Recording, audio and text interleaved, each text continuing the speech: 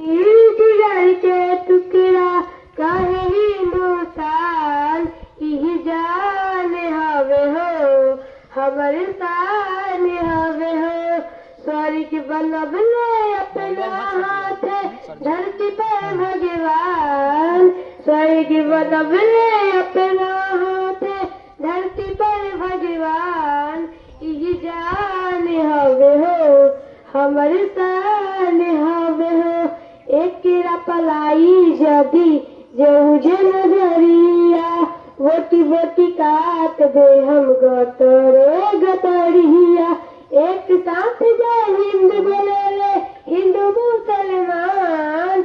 एक साथ जय हिंद बोले हिंदू मुसलमान यही जान हवे हो हमर शान हवे हो। दूध जदि मांगवे त खीर दे हम साथे।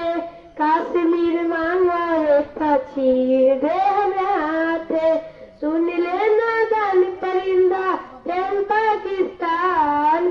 सुन ले नादान परिंदा टेम पाकिस्तान यही जान हवे हो हमर शान हवे हो।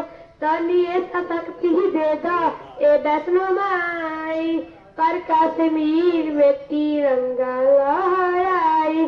जय जय भारत।